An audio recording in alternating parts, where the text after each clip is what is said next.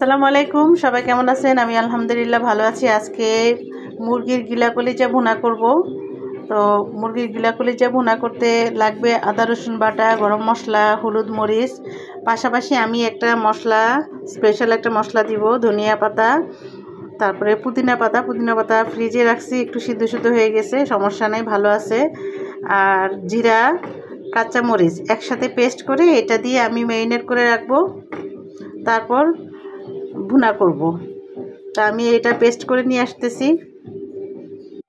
ধনিয়া পাতা, জিরা, কাঁচামরিচ আর পুদিনা পাতার পেস্টটা করে নিয়ে আসলাম। এখন একে একে সব উপকরণগুলো দিয়ে দিচ্ছি আদা রসুন বাটা, দিয়ে দিব ধনিয়া পাতা, পুদিনা পাতা, কাঁচামরিচ আর জিরার পেস্ট,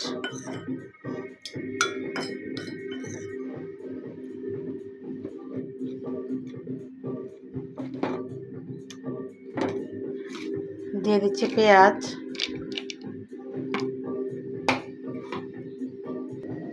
এখন দিয়ে দিব গরম মশলা গুঁড়া। এটা কেনা গুঁড়া, আমি হাতে পেস্ট করি নাই। দিয়ে দিব মরিচের গুঁড়া, দিয়ে দিব হলুদের গুঁড়া, দিয়ে দিব স্বাদ মতো লবণ।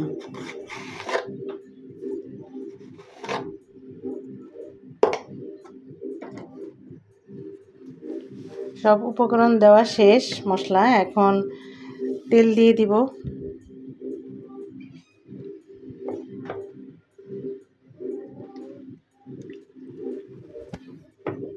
ম্যারিনেট করে রেখে দিব বেশ কিছু সময়, তারপরে ভুনা করব।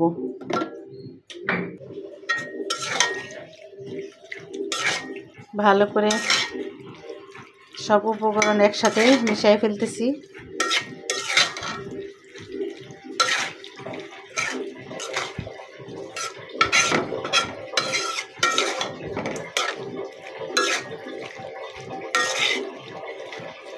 গিলা কলিজা আমার খুবই পছন্দের একটা খাবার।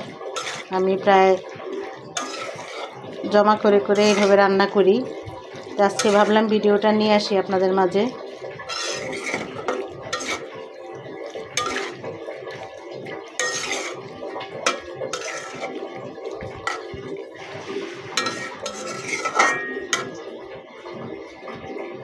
এভাবে ম্যারিনেট করে রেখে দিব, তারপরে বেশ কিছু সময় পর রান্না করব। অনেকটা সময় ম্যারিনেটের পর এখন চুলায় বসিয়ে দিলাম। কিন্তু আজকে গ্যাস একদমই কম, ভুনা হইতে না জানি কত সময় লাগে। গ্যাস একদমই নাই বললেই চলে, মোমের মতো জ্বলতেছে।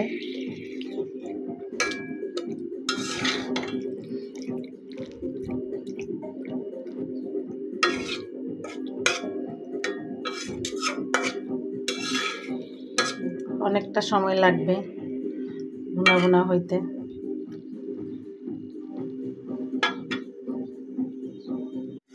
এভাবে যদি ভুনা করেন, যারা কলিজা গিলা খেতে পছন্দ করেন না তারাও খাবেন, আশা করা যায়। খুবই স্বাদের হয়েছে, খুবই টেস্ট হয়েছে।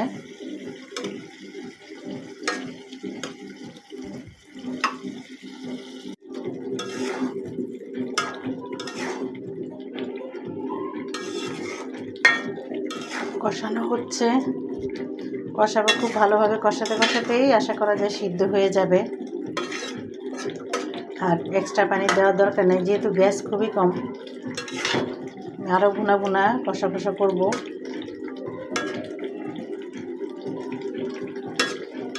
কালারটা খুবই সুন্দর আসছে, আর এত সুন্দর একটা অ্যারোমা বের হয়েছে আপনাদেরকে বলে বোঝাতে পারবো না।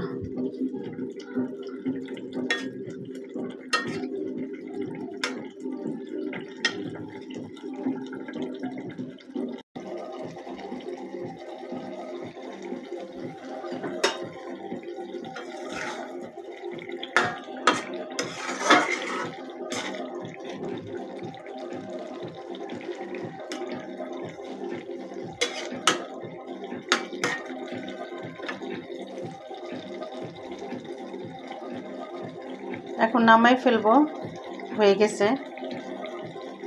তো ট্রাই করবেন সবাই, মজা করে খাবেন, ভালো থাকবেন, আমার জন্য দোয়া করবেন। আল্লাহ হাফেজ।